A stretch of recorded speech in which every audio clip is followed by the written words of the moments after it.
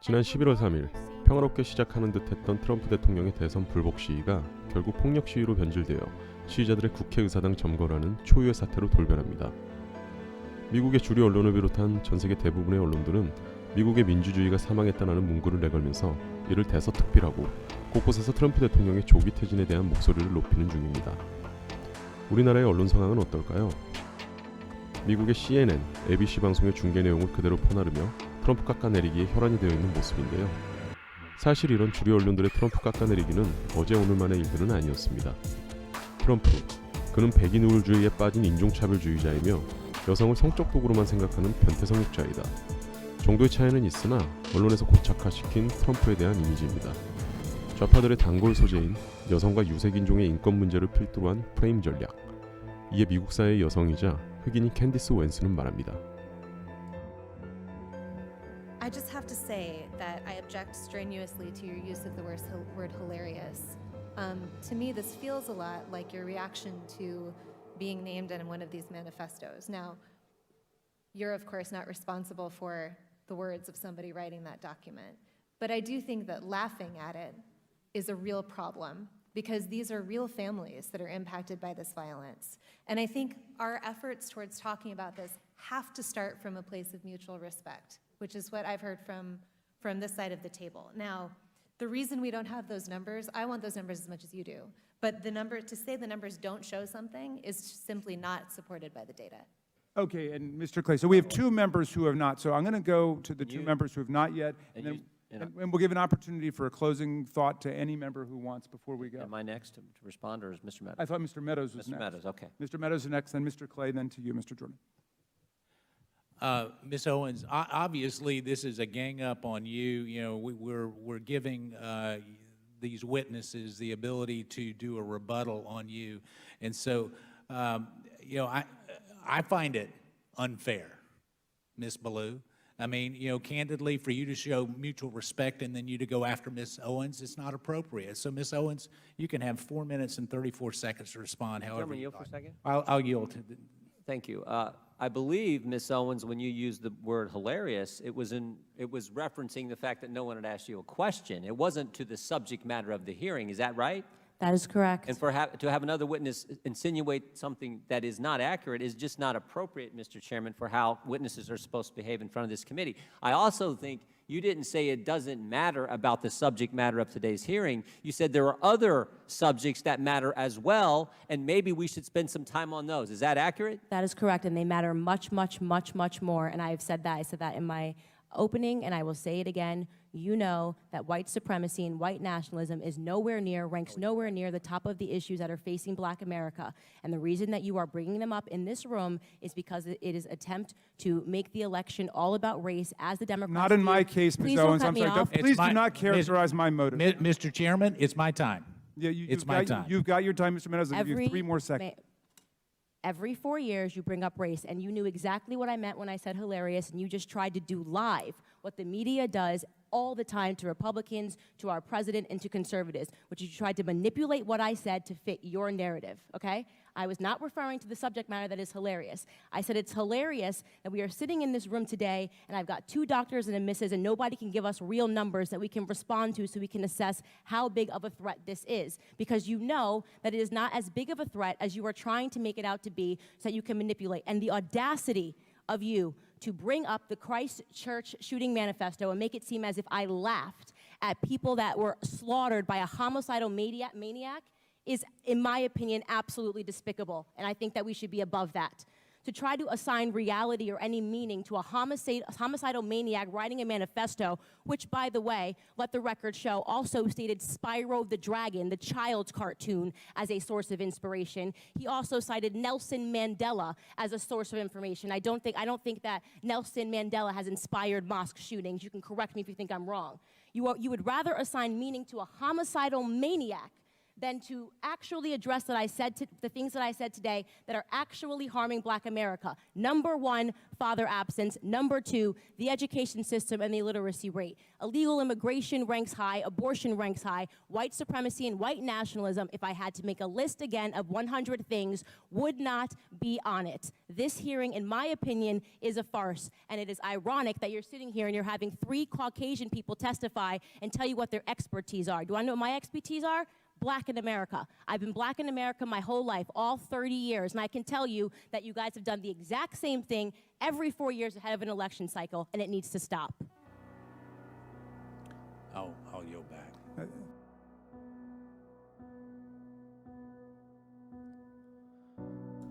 사실 미국 사회의 좌경화 현상은 오바마 행정부 8년을 거쳐 현재 최고조에 달해 있는 상태입니다. 실제로 미국의 대학생들은 4년간의 교과 과정을 마치고 나면 대부분 골수좌파가 되어 사회로 나오게 된다고 하는데요. 미국 대학 교수들의 정치 성향 분석 자료에 의하면 2000년 대통령 선거 당시 아이비리그 인문자연대 교수의 84%가 민주당의 엘 고어에 투표했으며 공화당의 조지 부시에 투표한 사람은 단 9%뿐이었다고 합니다.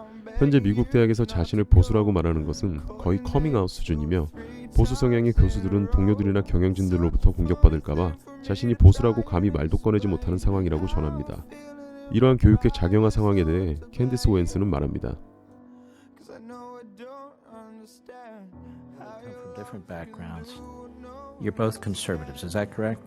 Correct. Correct. And you came at it from a completely different direction. This is something I think about all the time, how to appeal to people, how do we reach out to people from different communities, people from different backgrounds, because I personally think conservatism is the glue that holds society together. Why are you a conservative? I did not. You've become a fairly recent conservative. That is true. How did you reach that point?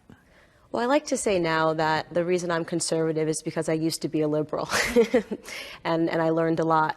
Obviously, growing up in a Black household, there's a lot of emphasis placed on Black people today being liberals, being Democrats. It's pretty much programmed into us via the public school system that is the only option for us, because Republicans, of course, are racist, and they want to harm the Black community.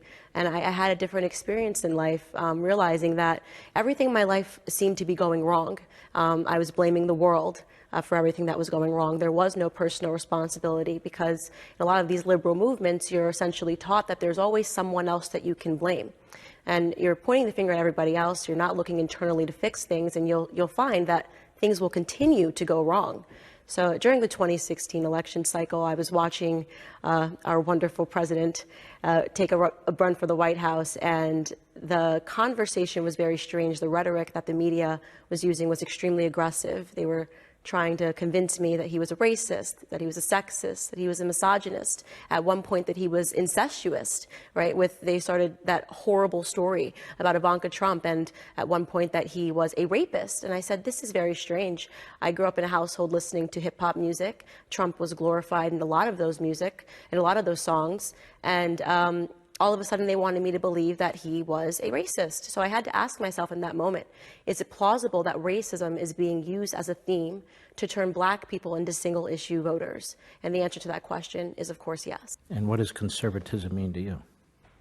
Well, if you look at the inverse, I think liberalism to me means bondage, and conservatism means freedom. The freedom to choose, the freedom to have responsibility to go after things in life. It's the founding principles of this country, that any person could come to this country with the clothing on their back and make something of themselves. I learned conservatism through my grandfather. I didn't know that was the name. I didn't know these were conservative principles. Starting his life on a sharecropping farm, working tremendously hard, 5 years old, picking cotton and laying tobacco out to dry on a farm. And today he now owns that farm. That was the American dream. And we lost that. We gave that up as government got bigger and the individual got smaller. You took journalism courses. That was your major. Correct. Was it hard left? Were they indoctrinating people? Is that why journalists in this country are so, almost to a person, Yes. there's few exceptions, speak, sound, make the same noises on TV and radio? That's correct. It definitely is indoctrination. And I will say this, it's much worse today than when I was in school, and we're talking about just the difference of 5 years. What I have observed on college campuses this year. And you're on college campuses all the time. Yeah, we do college campus tours. It's terrifying. It's actually terrifying. There's this idea that it's virtuous. You can't speak as a conservative on campus without being boycotted, without being protested, without students lining up and playing music loudly so that they can drown out the sound of your voices. Now, we're not speaking about anything controversial at Turning Point USA. We believe in free markets and capitalism, the founding principles of this country, and the students hate that. And they don't hate that, as Katie mentioned, they don't hate that because they formed these ideas. They hate that because they have been indoctrinated to hate that. So I say that college campuses are literal liberal indoctrination camps. And that is why I understood, especially in terms of me wanting to wake up Black America, which is my highest priority, that was an extremely important vertical to hit. It is how I ended up as a liberal. It is how I ended up thinking that perhaps socialist principles could save the world. The most important battle that we are facing in this country today, and what conservatives did wrong, was handing over the school systems to the left, allowing them to take that over. And it is the most important battle that we are fighting today. 다시 트럼프 대통령의 이야기로 돌아와서 지난 2016년 트럼프 대통령 당선 당시 우리나라 언론들은 일제히 우려의 목소리로 대한민국의 미래를 걱정했습니다.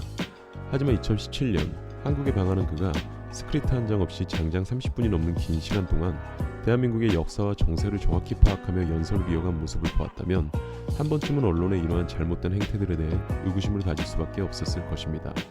철저한 고찰을 기반으로 어느 사상이나 정당을 지지하는 건 개인의 자유입니다.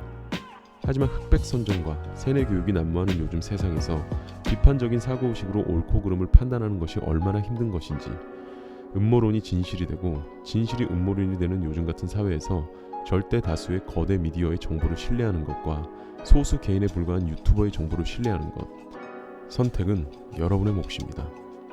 President Donald Trump promises an orderly transition on January 20th.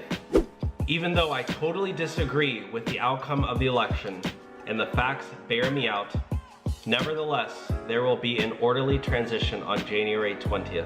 I have always said we would continue our fight to ensure that only legal votes were counted.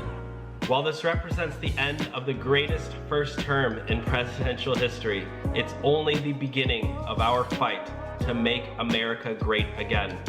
Well, breaking news as of right now, the A-word members who posed as Trump supporters have now been identified, thanks to nothing other than facial recognition software. Apparently, they were able to identify these members who pretended to be Trump protesters who stormed the Capitol.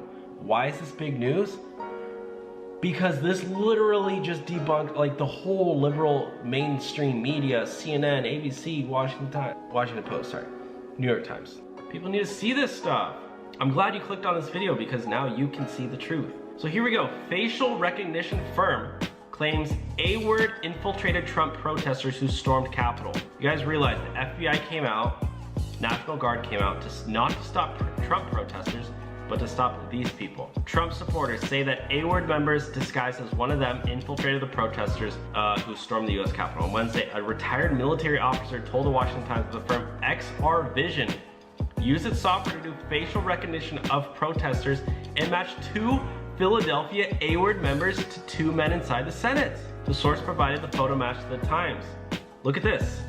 Right here, they show that this guy, this dude right here, he has a freaking symbol on his thing, on his hand, tattooed, of the C word. It's a C word symbol of C word. And then right here, this dude, same dude, look at this right here. Philly A-word. But look at this guy. Same dude up here. Same jacket, same beard. In reality, they're literally not even Trump supporters. Like this dude here, you guys know this dude? That dude, these are not, that guy dressed in all black, this is not even like there's no blue on this, by the way. A normal Trump flag would have blue, red, and white. It's just red. It's not even like, that's like fake. Anyways, XR Vision, one has a tattoo that indicates he is a Stalinist sympathizer. A-word promotes anarchy through violence and wants the end of America in favor of a Stalinist state. No more USA at all is a protest chant. XR Vision also has identified another man who while not known to have A-word links, is someone who shows up at climate and